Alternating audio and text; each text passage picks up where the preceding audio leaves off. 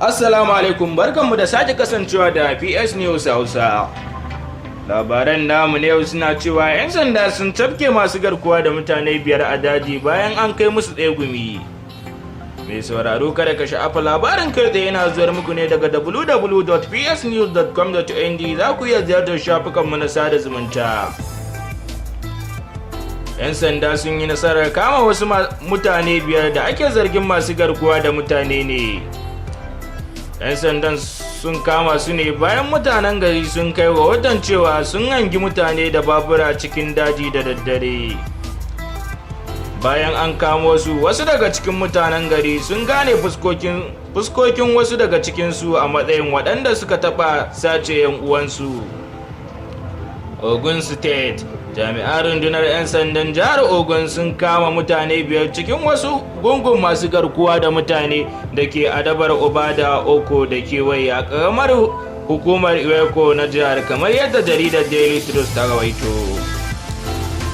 Za ku ji cewa an kama waɗanda ake zargi Aliyu Manya, Usman Abubakar da kuma Abamiyu da Nasiru Muhammad da Bello Usman bayan 'yan sandan yadda da ke Obada Oko sun samu bayanai. Kamar yadda jaridar Daily Trust ta rawaito cewa an tsegunta wa 'yan sandan cewa an hangi wasu mutane kan babura 2 a cikin daji da ke Eleja kusa da Obada Okoso misalin karfe 8 na dare a ranar Talata. Za ku ji cewa kakakin 'yan sandan Abimbolo Oyayimi a ranar Laraba a Bekuta ya ce bayan samun bayanan DPO na Obada Oko CSP Tijjani Muhammad ya tura jami'ai tare da mafarauta 'yan sa-kai zuwa dajin inda suka kamo mutum 5 da ake zargi.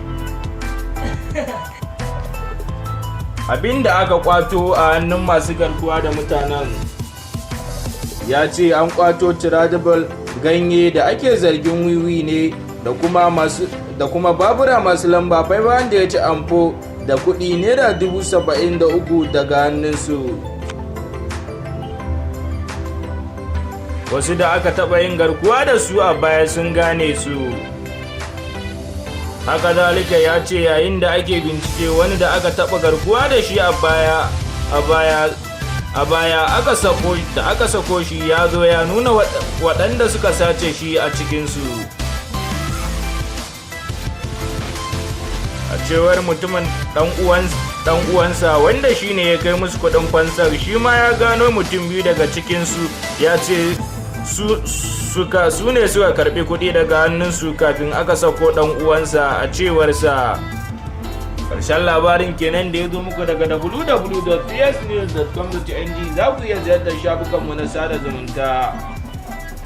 Idan a YouTube kake kallon wannan bidiyo ka yi kokari ka danna mana subscribing, idan kuma a Facebook kake kallo ka yi kokari ka danna mana following domin kasancewa tare da mu.